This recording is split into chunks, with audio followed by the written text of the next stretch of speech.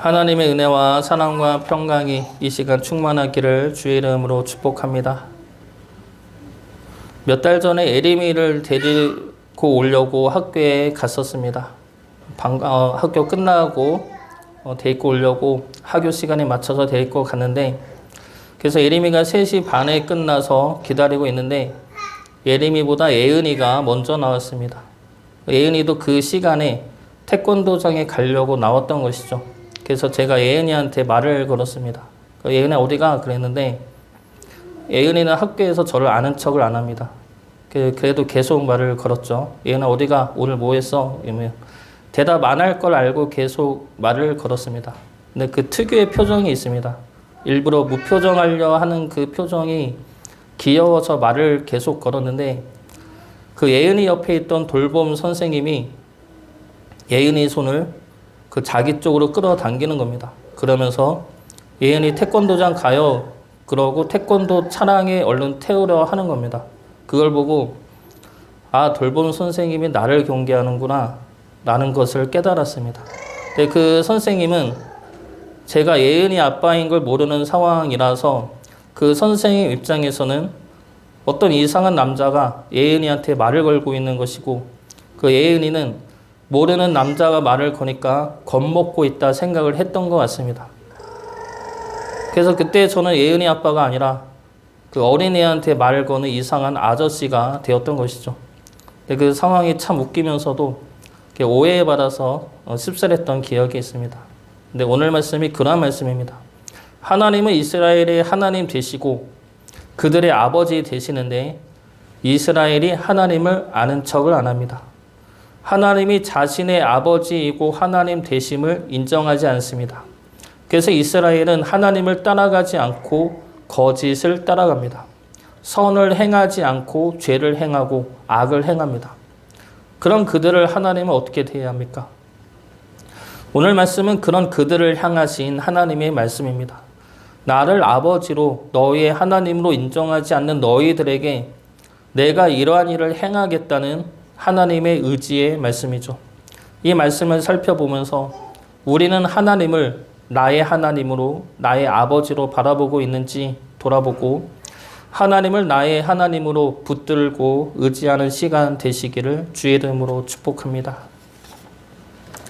먼저 하나님을 알려 하지 않는 그들에게 하나님은 내가 너희의 하나님임을 알게 하십니다. 이스라엘은 하나님을 알려 하지 않습니다. 그래서 이스라엘은 하나님을 따르지 않고 거짓을 말하고 악을 행합니다.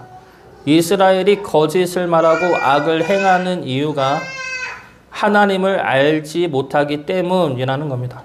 그 말씀이 3절부터 5절까지의 말씀입니다. 3절 말씀 보겠습니다.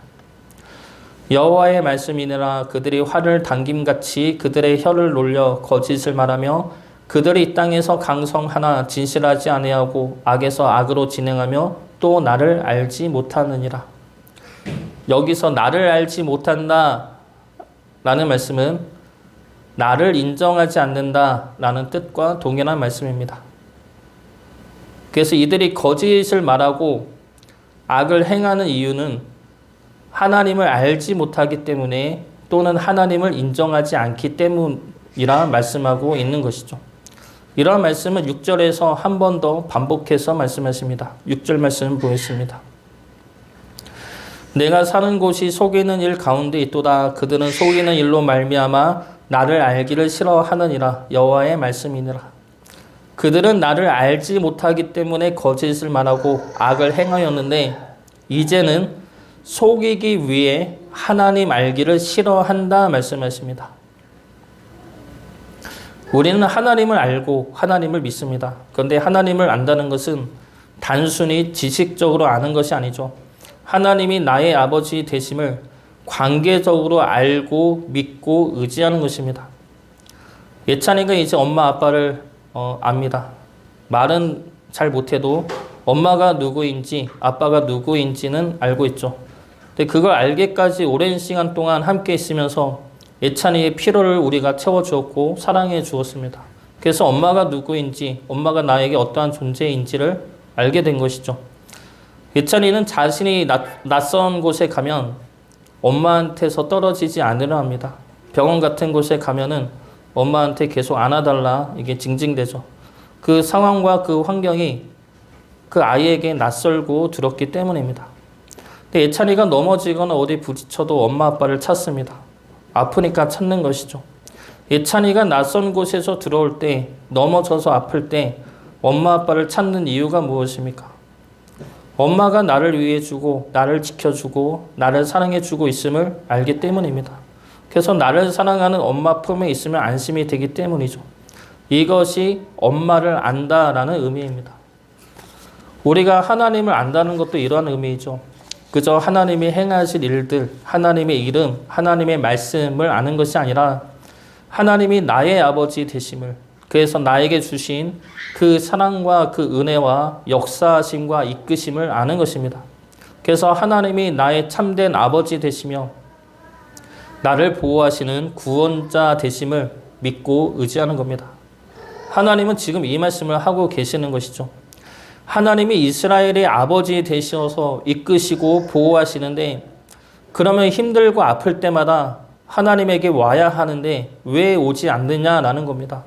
불안하고 어려우면 하나님한테 와서 안식을 얻으면 되는데 왜 하나님한테 안 오고 헛된 것들을 쫓아가느냐는 겁니다. 그러면 하나님은 그들을 어떻게 대합니까?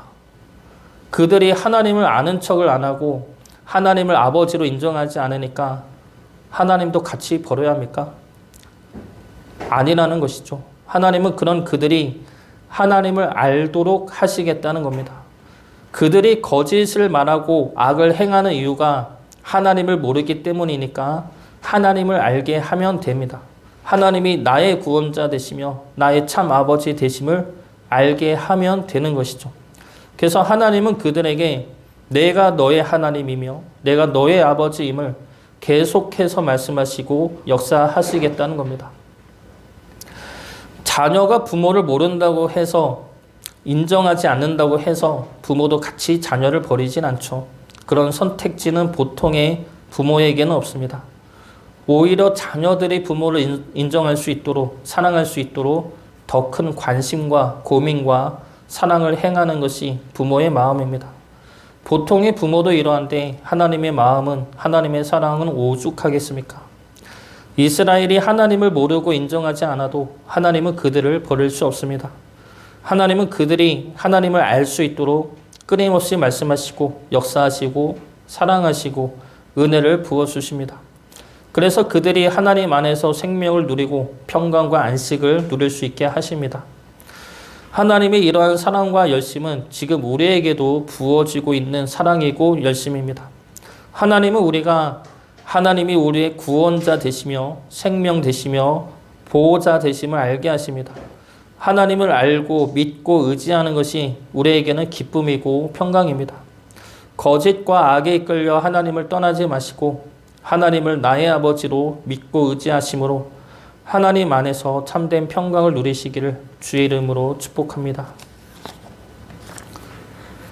두 번째로 하나님을 알려 하지 않는 그들을 슬픔과 함께 연단하십니다. 하나님은 그들을 포기하지 않으십니다. 우리 역시 포기하지 않으시죠. 그렇다면 남은 방법은 우리를 회복시키는 일입니다.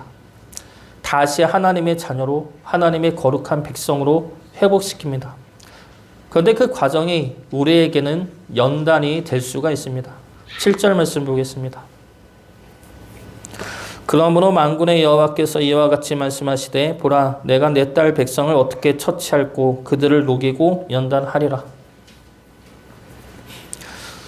하나님은 하나님을 알려하지 않고 인정하지 않는 이스라엘을 여전히 내 딸, 내 백성이라 부르십니다. 그들이 내 딸임을 포기할 수 없음을 분명히 말씀하고 계시는 것이죠.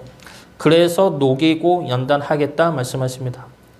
그러면서 하나님이라면 이래야 하지 않겠느냐라고 우리에게 대물으십니다. 8절과 9절 말씀 보겠습니다.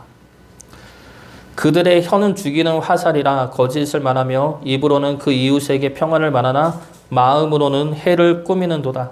내가 이 일들로 말미암아 그들에게 벌하지 아니하겠으며 내 마음이 이런 나라에 보복하지 않겠느냐 여호와의 말씀이니라.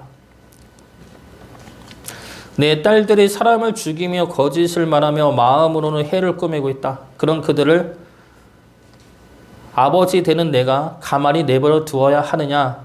사랑한다고 가만히 내버려 둔다면 하나님이라 할 수 있겠느냐? 우리에게 대묻고 계시는 것이죠. 참교육이라는 드라마가 있습니다. 그 드라마는 무너진 교권을 보호하기 위해 교권보호국이 세워지고 교권보호국 요원들이 학교에 들어가 교권을 세우는 내용의 드라마입니다. 근데 그 드라마를 보면은 그 드라마에 소위 말하는 일진들이 나옵니다.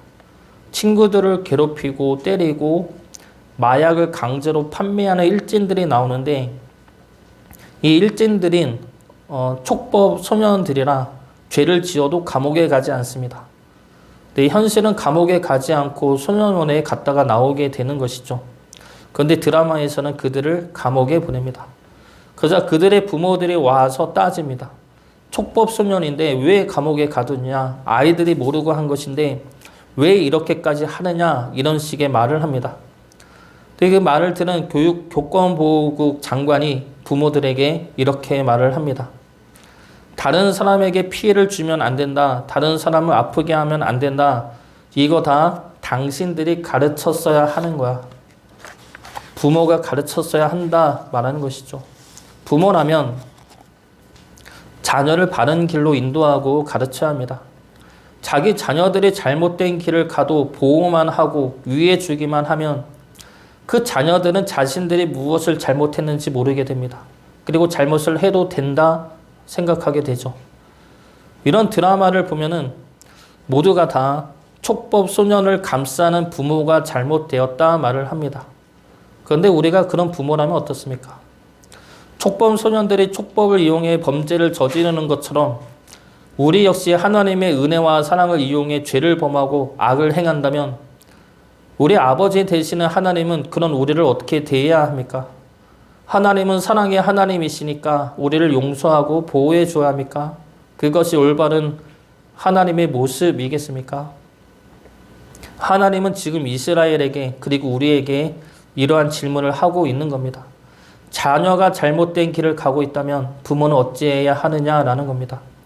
그리고 하나님은 이 질문을 하시면서 연단하시겠다 말씀하십니다. 연단의 과정은 심판이죠.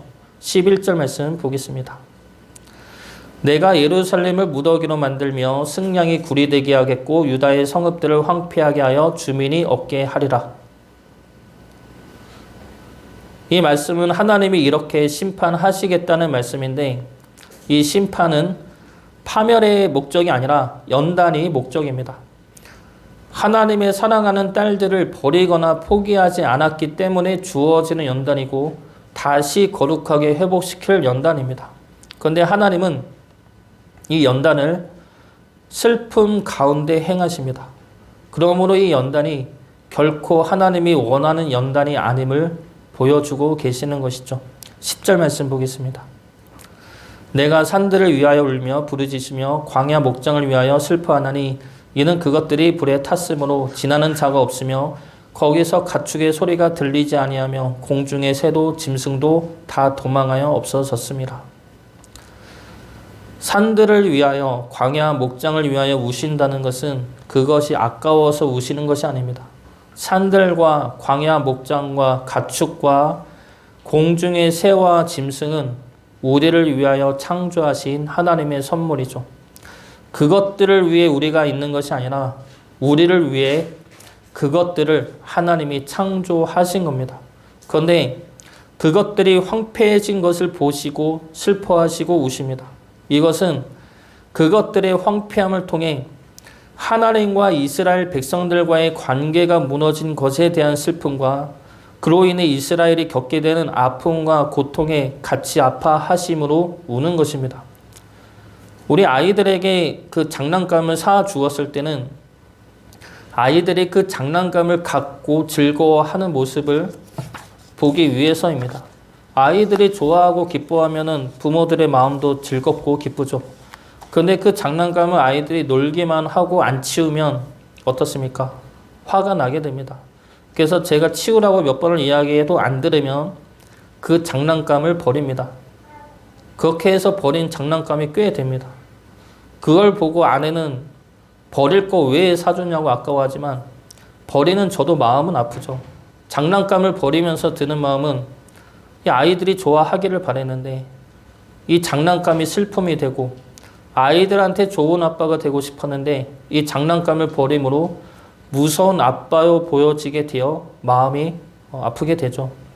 하나님의 아픔과 슬픔이 바로 이러한 아픔과 슬픔입니다. 사랑하는 자녀들이 겪게 되는 아픔과 고통이 하나님에게도 아픔의 눈물이 되고 사랑하는 자녀들이 겪게 되는 하나님을 향한 오해와 원망이 슬픔이 되는 겁니다. 그럼에도 하나님은 이 연단을 행하십니다. 그래야 하나님의 자녀들이 하나님을 알게 되고 그래야 다시 생명을 누릴 수 있기 때문이죠. 우리에게 연단이 임할 때가 있습니다. 연단은 심판과 파멸이 아닙니다. 연단은 말 그대로 하나님의 거룩한 자녀로 만들어내기 위한 하나님의 노력과 열심이고 사랑입니다. 그리고 우리와 함께 하시며 함께 아파하시며 슬퍼하시는 하나님의 아픔이죠. 하나님은 우리를 하나님의 거룩한 자녀로 그리고 사랑하는 딸로 회복시키시는 것을 멈추지 않으십니다. 하나님의 그 사랑과 열심을 믿고 붙드셔서 날마다 거룩해져 가는 하나님의 자녀 되기를 주의 이름으로 축복합니다. 마지막 세 번째로 하나님은 하나님을 알려 하지 않는 그들에게 소망의 말씀을 심어주십니다. 그 말씀이 오늘 말씀을 보면은 12절부터 16절까지 말씀은 앞에 나온 부분을 정리하는 내용의 말씀입니다. 그래서 이 말씀에는 세 가지의 질문이 나오고 그에 대한 대답이 나오게 되죠. 12절 말씀 보겠습니다. 지혜가 있어서 이 일을 깨달을 만한 자가 누구며 여호와의 입의 말씀을 받아서 선포할 자가 누구인고 이 땅이 어찌하여 멸망하여 광야같이 불타서 지나가는 자가 없게 되었느냐. 하나님이 여기서 세 가지를 질문하십니다.